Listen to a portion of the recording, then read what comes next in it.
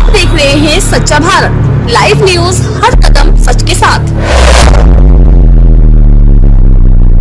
ज़्यादा दुख की बात यह है कि जिनकी बदौलत से संसद में दलित वर्ग के सांसद पहुंचे हैं, मेंबर पार्लियामेंट पहुंचे हैं, वो भी अपनी अपनी पार्टियों के आकाओं को खुश करने के लिए दलित उत्पीड़न के मुद्दों पर अधिकांश चुप ही बैठे हैं।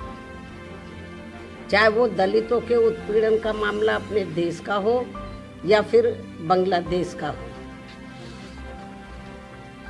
तो वहीं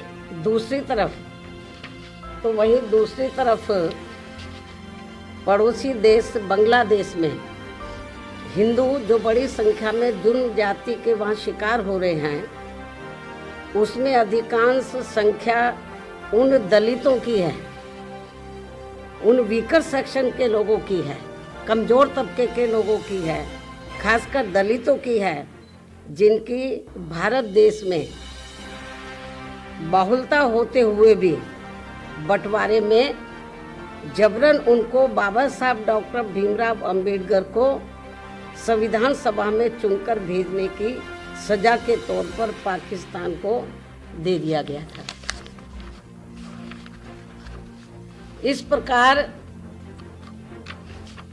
बाबा साहब डॉक्टर भीमराव अंबेडकर संविधान सभा में बंगाल के जिस जैसोर खुलना क्षेत्र से चुनकर आए, तो उसे हिंदू बाहुल्य क्षेत्र होने के बावजूद भी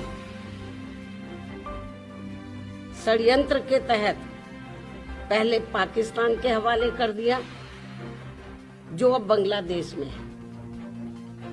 वो क्षेत्र अब बांग्लादेश में है, और जिस क्षेत्र को पहले पाकिस्तान के हवाले कर दिया था, जो अब बांग्लादेश में है, तो हिंदुओं में भी अधिकांश संख्या वहाँ वीकर सेक्शन की थी, जिससे फिर बाबा साहब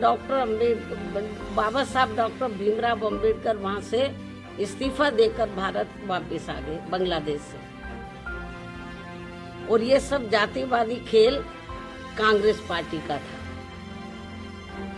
और अब जब वहाँ इनका शोषण हो रहा है, तो विपक्ष की ये मुख्य पार्टी इस पर चुप है, कांग्रेस पार्टी चुप है। और अब वह केवल मुस्लिम वोट के लिए संभल चिल्ला रही है। इस मामले में कांग्रेस, सपा व इनके समर्थक दल एक ही थाली के चट्टे बट्टे हैं।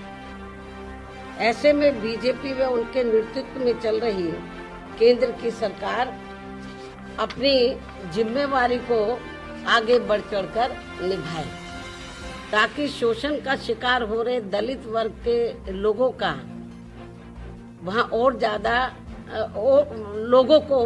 ज्यादा शिकार ना होना पड़े, जिनकी तादाद वहाँ बहुत ज्यादा है। या फिर कांग्रेस की इस गलती का, जो अब वहाँ दलितों को नुकसान उठाना पड़ रहा है, तो उन्हें वहाँ की सरकार से बातचीत करके भारत में वापस लाया जाए।